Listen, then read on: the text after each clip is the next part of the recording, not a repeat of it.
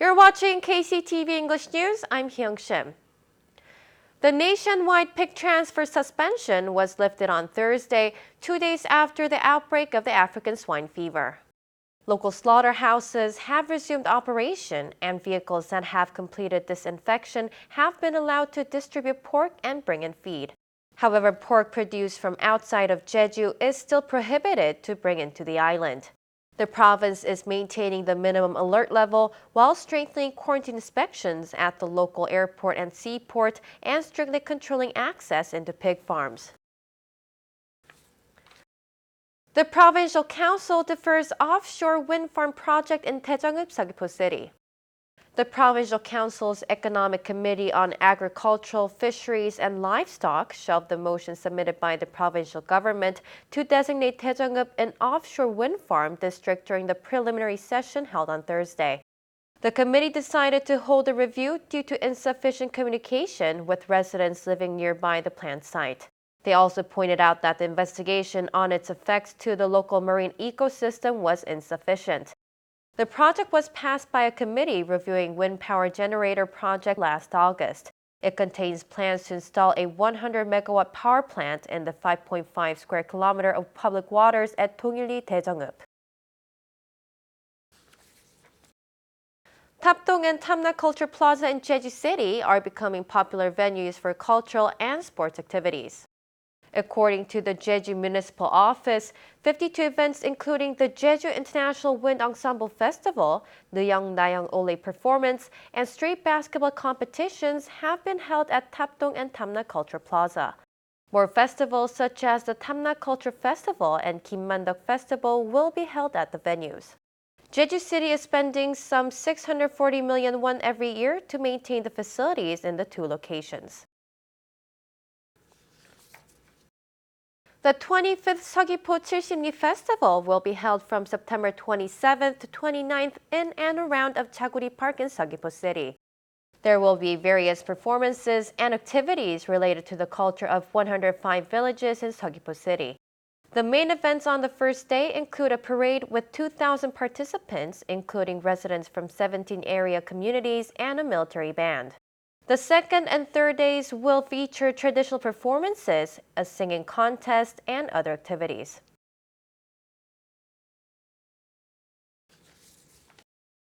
The 12th Chuja Yellow Corvina Festival will be held in Chujado Island for 3 days from September 27th to 29th. Festival goers will be able to enjoy Ole Trail Tour and various programs such as the mackerel and yellow corvina tasting and family fishing contests. The festival committee is negotiating with the ferry company to operate more passenger trips and adjust the time schedule in order to accommodate more tourists visiting the event. It's time again for Film Focus. Here's Mike Lehman with a couple of new movies available now on KCTV's VOD service. So, while watching a movie on VOD doesn't give you quite the same level of thrills as, say, going to the theater, there are some definite benefits. For example, taking a family of 4 or 5 to a movie these days costs as much as several months of a streaming subscription.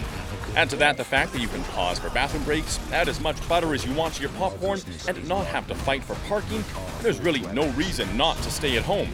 Finally, Fast and Furious presents Hobbs & Shaw is already on KCTV's VOD service. Welcome to another edition of Film Focus. I'm Mike Laidman.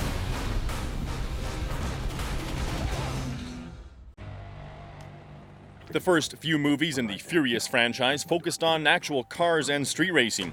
There were stunts, of course, but it wasn't until a few films in that things really started to get wild.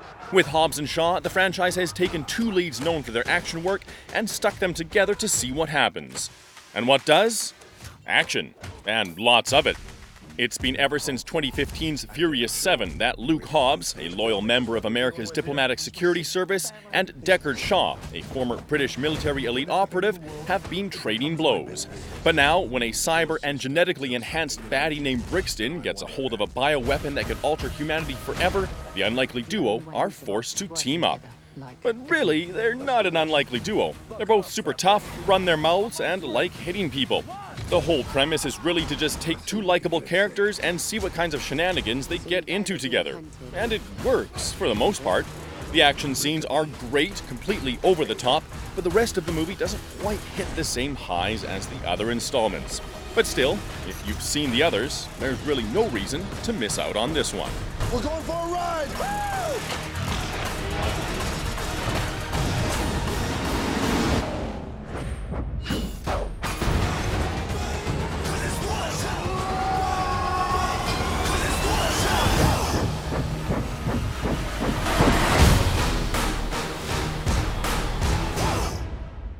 Name.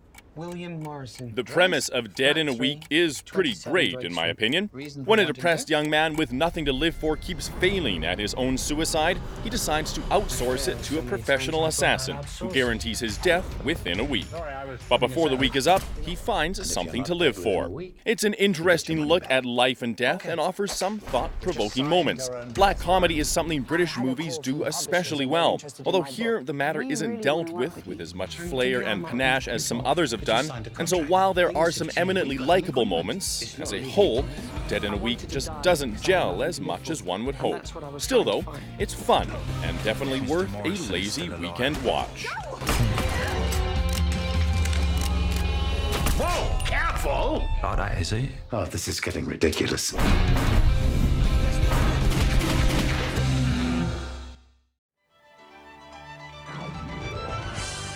Explore and learn about the traditional stone walls that snake all over the island at the Jeju Festival in Waljeongni.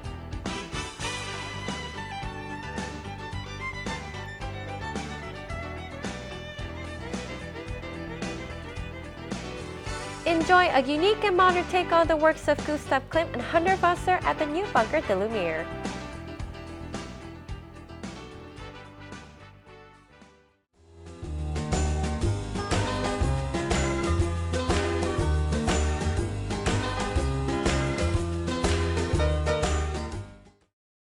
Taking a look at our weather, it will be cloudy and rainy throughout Saturday. For more details, here's your forecast.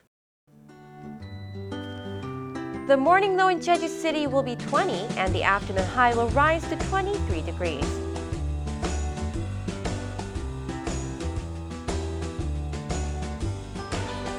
Down south in Seogwipo, we'll have a low of 21 in the morning and a peak at 24 in the afternoon.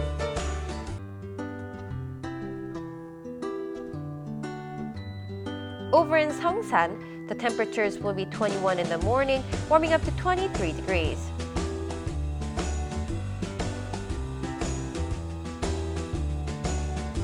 Across the island in Busan, we expect a low of 20 and a high of 23 degrees.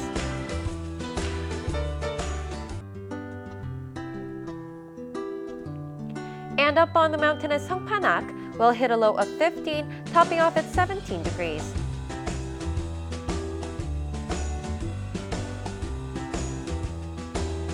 Out on the water, we expect strong winds out of the northeast and east at a speed of 14 to 22 meters per second, with seas between 3 and 6 meters.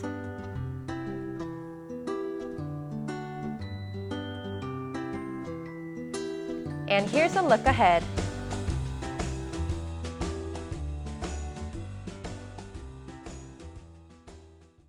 That's it for today's KCTV English News. Please find us on YouTube at KCTV eNews Jeju and on KCTV's Beauty Service. 시청해주신 여러분 고맙습니다.